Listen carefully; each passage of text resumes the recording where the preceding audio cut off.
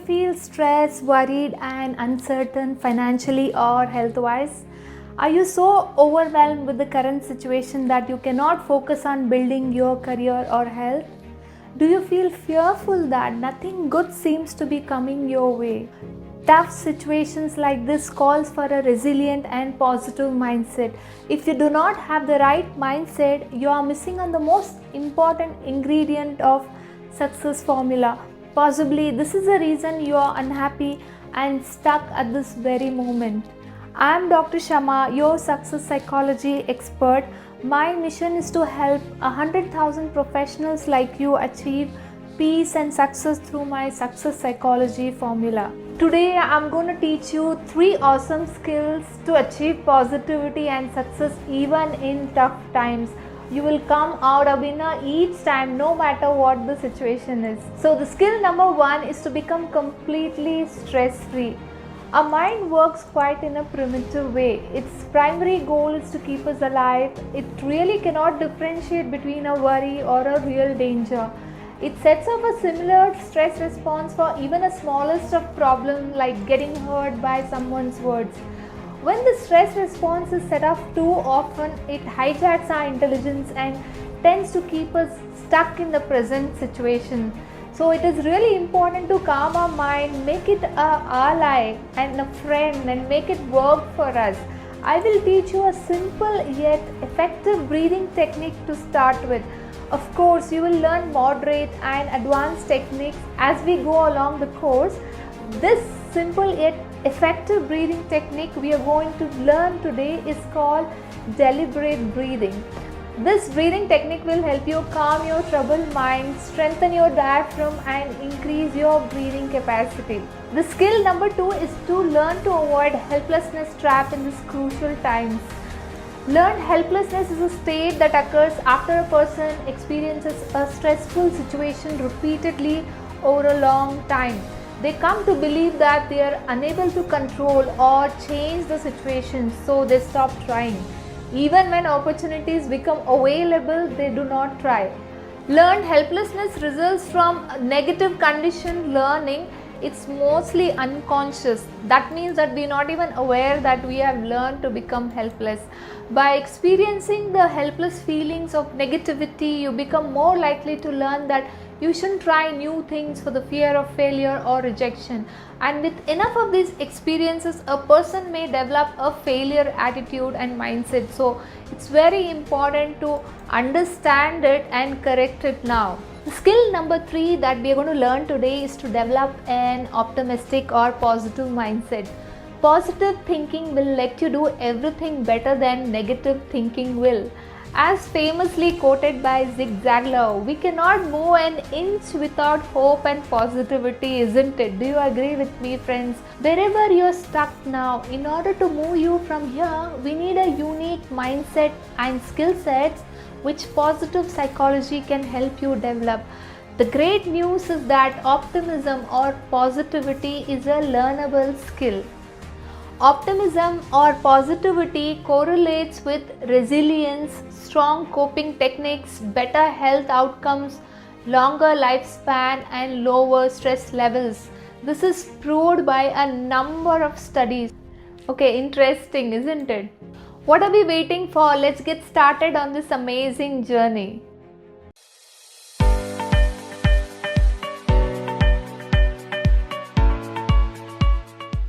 The first step in learning about deliberate breathing is to become aware of how you are currently breathing. So go ahead and put your hand on your heart and put your other hand on your belly. Take a couple of breaths as you normally would and note for yourself whether the hand on your heart or hand on your belly tends to move up or down more. If you are like most of us, your hand on your chest is probably going to be moving more because that's how we have learned to breathe. What deliberate breathing is going to help you do is to breathe from your belly, and by breathing from your belly you are bringing in all that oxygen to help restore energy to balance out the fight or flight reaction, and it will help you manage anxiety much better. Let's try it out. Wherever you are, at your desk, in a chair, get into a comfortable position. Put both of your feet on the floor. You can have your eyes open or have your eyes closed and take a few breaths. If you want, you can put your hand back on your chest and back on your belly like before. What we are going to do here is that you want your belly to expand like a balloon, and you are taking in full capacity of your breath, and when you exhale you want to push all of the air back out and contract your belly so that you're pushing out all the air that you just took back in.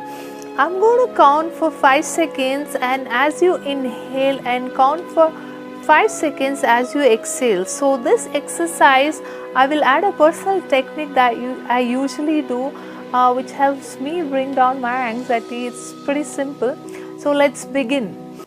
Inhale, 2, 3, 4, 5.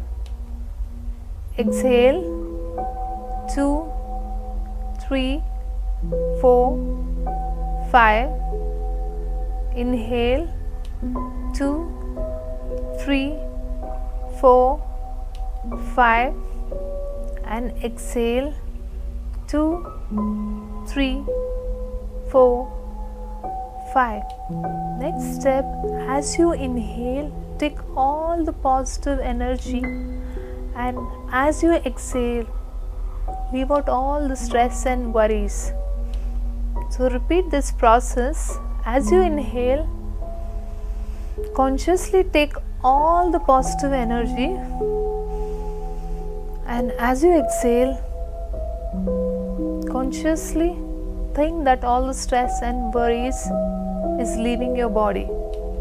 Just focus on the sensation of your breath going in and out of your body for the next 2 minutes. I'll put on some music here so that you can practice this for the next 2 minutes.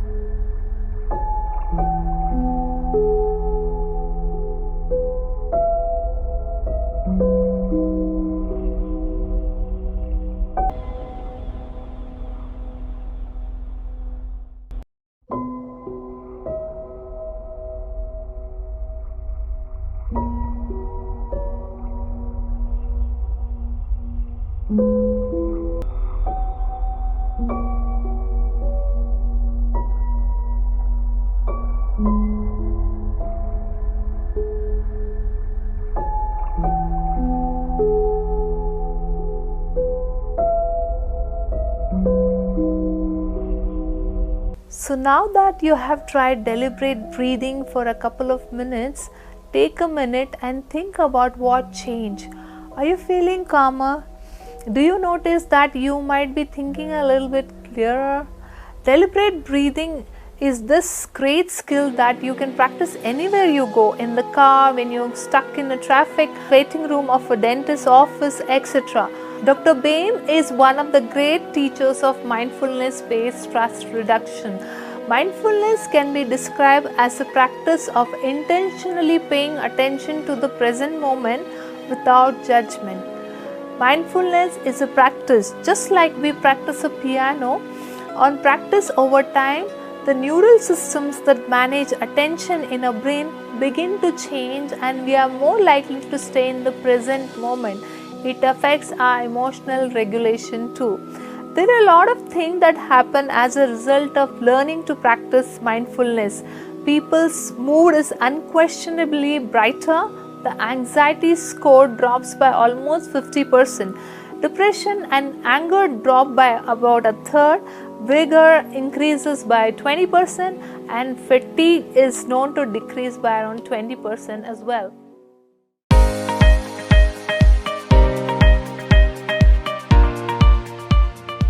Hello everyone, how's everyone doing today? Welcome back. We are going to discuss an interesting concept called learned helplessness today. Learned helplessness is a state that occurs after a person has experienced a stressful situation repeatedly. They come to believe that they are unable to control or change the situation, so they stop trying. So this is a dangerous space to be in. Even when opportunities for change become available, they just stop trying. Learned helplessness is a behavior pattern involving avoidance of challenges, negativity, and the collapse of problem-solving strategies when obstacles arise. This is a kind of defeatist or failure mindset that we all should be careful about, especially in these crucial times. Other consequences may accompany the inability or unwillingness to act, including low self-esteem, chronic failure, sadness, and physical illness. This can manifest in health problems, and also whatever they take up, they are unable to succeed in that. Learned helplessness has also been applied to many conditions and behaviors, including clinical depression, aging, domestic violence, poverty, discrimination, parenting, academic achievement, drug abuse, and alcoholism. Sometimes we are not even aware if you've fallen into this helplessness trap because it's unconscious. So think about which aspect in life have you given up trying to change even when you're so dissatisfied by it. It can be efforts to quit smoking, efforts to give up alcohol, efforts to lose weight, or efforts to even build your dream life. Let's discuss the methods for unlearning learned helplessness. The tool that we're going to discuss today is adaptation of an optimistic or positive explanatory style. Okay, so you need to first identify your characteristic explanatory style. This refers to how you explain the life events that happen to you in your daily life. The patterns of this are tightly linked to learned helplessness. It all comes down to differences in optimism versus pessimism. The main goal in unlearning learned helplessness is to adapt a more optimistic or positive explanatory style. Psychologists believe that you can change learned helplessness behavior by changing the way you look at the causes of events in your life. This is known as explanatory style. So the way you explain the causes of the events, basically. Your explanatory style can be categorized in three ways. So the first way is internal versus external. So when something bad happens to you, a person who classifies an event as internal will see themselves as the cause rather than an external factor. So this is the factor number one. That is personal. The second factor is stable versus temporary. This is the explanation of the lifespan of an event and whether the experience of the event will have permanent effects or not. The third factor is global versus specific or pervasive. This is how we explain the context of an event, whether the situation is consistent across all environments or specific to one environment. Okay, this is how a pessimist would interpret an event. Pessimist falls into patterns of learned helplessness by seeing personal situation as internally related. Something is wrong with me, kind of a thing. I'm never good at this task. Then they attribute it to be stable and long lasting. This will happen again. They think that way. This will happen again. I know it. Then global and all encompassing. I'm a failure always. They think, or I'm such a loser. Optimists avoid patterns of learned helplessness by seeing personal situations as externally related. My colleagues let me down, for example, or my teammate missed a key point, and they also attribute it to a temporary or short-lived situation.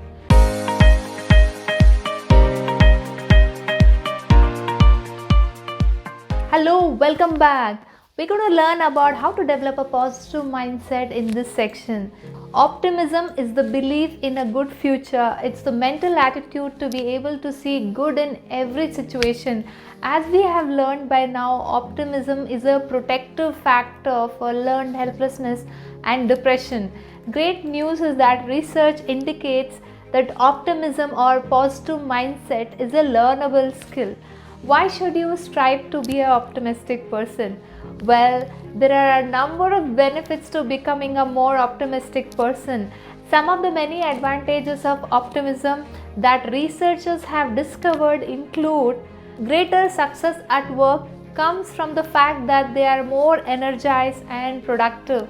A study published in the Journal of Personal Selling and Sales Management linked learned optimism to increase sales and productivity. Optimistic people are more likely to act and put effort into achieving their goals. High optimism will predict high effort and success, says the study. The other benefits include better health outcomes. Results of around 83 studies found that optimism played a significant role in health outcomes for heart disease, cancer, pain, and other physical symptoms. Optimistic people had longer lifespan, lower stress level, higher motivation and productivity, and better mental health. So let's learn a tool to help you become an optimistic person. The tool that I'm going to teach you here is called ABC method for reframing negative situations when faced with disappointment or any sort of negativity. You can begin to change your helpless and pessimistic perspective by using this ABC method developed by positive psychologists. This method allows a more flexible response to negativity and is the perfect antidote to the failure mindset of learned helplessness. Here's a step-by-step process to strengthen your optimistic thinking. Let's get started. A stands for adversity. You have to describe the negative event that you want to reframe here. So describe the event that just happened. Here, leave out any evaluations or judgments. Simply put a description to the event that happened in a way that's as unemotional as possible. For example, your team member made some mistakes in calculations and put your entire project at risk. B stands for belief. Okay, here you have to explain how adversity was interpreted. Not how you think it had to be, but what your default belief or interpretation was. For example, I can't believe my team member is so irresponsible. She doesn't take the business seriously. It must be a sign that she is so incompetent. C stands for consequence. Now think about the feelings and actions that result from these beliefs. Go back with a level of introspection and ask yourself how you handle things. Dig deeper and find out how and when do these feelings or emotions led to certain behaviors and actions. For example, I'm so angry and frustrated. I feel let down by my own teammate. I notice I became hostile towards this team member. D stands for disputation. Do you have any grounds to dispute these automatic reactions? What are the possible repercussions of following through on these emotions?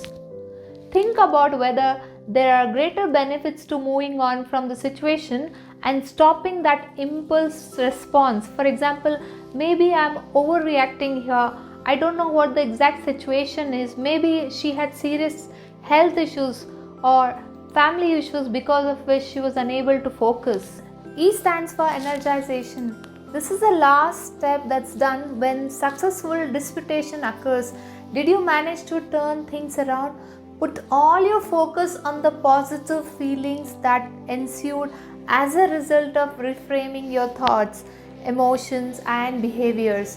Ask yourself, what's the difference between how I just handle this situation versus how would I normally handle it? For example, I feel proud of myself that I was able to stop myself from reacting, and I first try to understand the situation and listen to my teammate as to why this mistake happened in the first place.